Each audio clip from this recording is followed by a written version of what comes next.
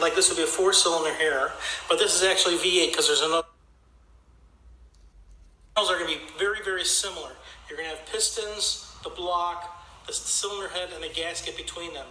Now, this is what happens. You have the air and the gasoline or whatever goes into the cylinder.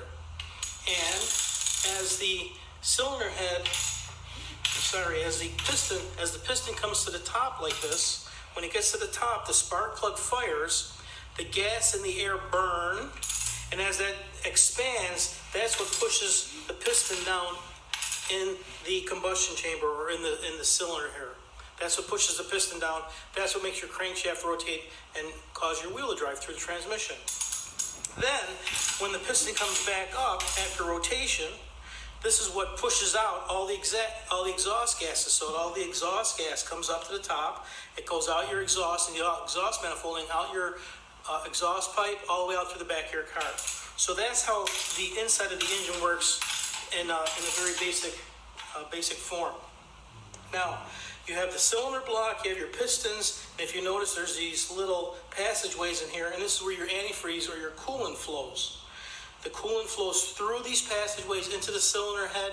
It returns, and it goes back to your radiator, cools down, comes back to your water pump, pumps through. So coolant is always being pumped through your engine. That's what keeps it cool.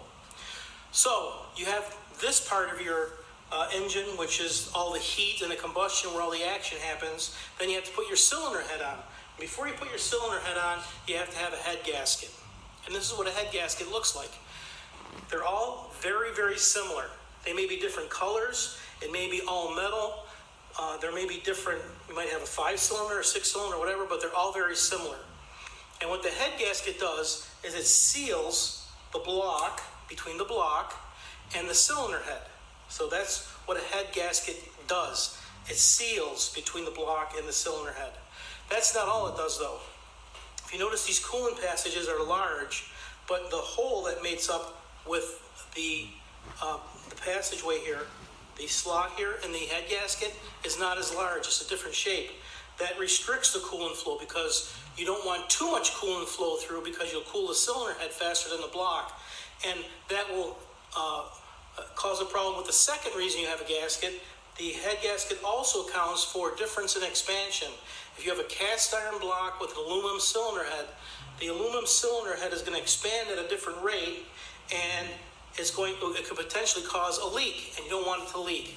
So the gasket also accounts for leakage and expansion. It also accounts for any unevenness. So if you look at the block here, the machine marks, if there's a little nick in there, or on the cylinder head, if there's a little imperfection, the gasket makes up for those little imperfections. That's the other thing that the head gasket does. Now, if you can imagine, you have all these cylinders here, they're firing at gas and air burning in here, and you got heat here, and it can get pretty hot. At high RPMs, you can get up to 1100 degrees up here. So when you have a head gasket on here, what can happen is the area between these cylinder walls can start to wear. And between the cylinder walls, if it eats away here, one cylinder can leak in the other cylinder. And if that happens, the failure mode is the engine will run real rough. You'll have trouble. You'll probably get an error code, check engine, something will happen. That's when you have a head gasket failure that's leaking from one cylinder to the other. Okay? The next way it can leak is it can blow a head gasket right out the side. So it can leak from the combustion chamber to the outside of the engine. It might leak into the top, bottom. But if that happens, where there's let's say we're to leak right here. If this head gasket were to leak right here, you would see exhaust gases all around this side of the engine. So if someone says you have a blown head gasket and it's leaking to the outside, you better look for all that burnt or black soot around where the gasket would be leaking. The other way the head gasket can leak, it can leak from the combustion chamber into the coolant passage. Okay, so you have the combustion chamber here, or the cylinder, and here's a coolant passage. Over time, some antifreeze or some coolants can become acidic, and when that happens, it can slowly eat away at this metal ring in here and eat through the paper and start to leak into the coolant. When that happens, that's when you start to have coolant either getting in your cylinder, it'll get in here and burn, and you'll have white smoke out your tailpipe, or oil from the cylinder will get in your oil and your coolant will start to turn milky brown. It will look real milky. So that's how you know the cylinder head gasket is leaking from the combustion chamber into your coolant. Okay? And finally, if the head gasket blows, it can leak internally to the engine, but regardless of where it blows and where it's leaking, you'll have different symptoms. The easiest one, obviously, is if it's leaking from the cylinder combustion chamber into the coolant passage. You're going to have either milky fluid, you're going to have milky oil in the bottom of the engine because the coolant will get in here and get into your oil. The oil will be milky. You'll have milky coolant, or when the engine is running, the overflow tank inside your engine compartment will be bubbling. The pressure inside these cylinders can get up to 150, 160 psi. A lot of are coolant, and you think the engine's overheating, but that's not what's happening. What's happening is your coolant is being pressurized, causing it to bubble. Okay? So now we have a head gasket there. That's how you know how the head gasket is really leaking. Now, if you have most likely, if you have a newer engine with fuel injection, and if you want an easy way to check is to just have them take out the thermostat, and they can drain the coolant, and you can start the engine for a couple seconds, and you can smell around where the thermostat is and the intake manifold. And if you smell gasoline, or if you smell exhaust, anything like that, then you know the head gasket is blown. It's leaking from the combustion chamber into the coolant passage. If it's leaking to the outside, you look for the black soot. If it's leaking from one to the other, you do a leak test. And what they can do is they can put in the cylinder head where the spark plugs are, you can put a gauge in there, pump this up full of pressure, and see if it leaks. If it does it leaking from one cylinder to another, is it leaking out the side, or is it not leaking at all? So it's they can do something that's called a leak down test. So if they say you have a blown head gasket, ask them and say, where is it blown? How is it blown? Is it leaking from the combustion to the coolant? Is it leaking to the outside, or is it cylinder to cylinder? Either way, they should be able to do something called a leak down test, and that's when they hook up a pressure gauge to the spark plug hole. They turn the engine over several times, and they see how much pressure can be held inside of the combustion chamber. Okay? Now, we have our gasket here, and on top of that is a cylinder head. Cylinder heads are pretty heavy, and here's our cylinder head.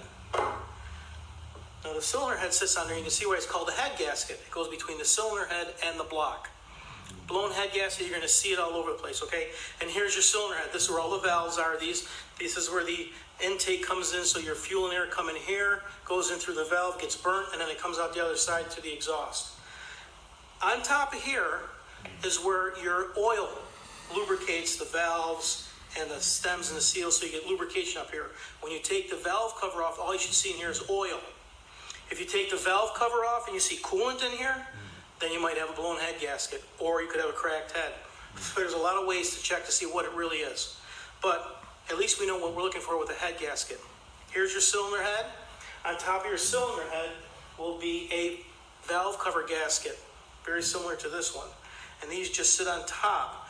And the only thing this gasket does is seals oil from leaking in the cylinder head to the outside of the engine. So if you open your hood and you look at the valve cover, here's the valve cover. It's called a valve cover simply because it covers the valves.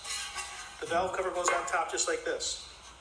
If you go into the shop and if they take off the valve cover and you see coolant in there, there's a problem, okay? If the valve cover is sitting here and you see engine oil just dripping down or dripping down around the outside of the valve cover, all you really need to do in that case is change your valve cover gasket. That's a very easy job. It shouldn't take that much, maybe depending on where you go, it might only take $25, $30. Sometimes they are expensive. It can be $50, $60 to get a valve cover gasket changed. But that's what a valve cover gasket is. You take the valve cover off, then you see your valve cover gasket there, and it's in good shape. That's not leaking. You're good there. Then you can ask them to take off the cylinder head, and when they take off the cylinder head, you can look inside. I'm going to sit this here because it's heavy. You can look inside and just take a look at the gas. Very basics. Cylinders, block, head gasket. Cylinder head goes on top.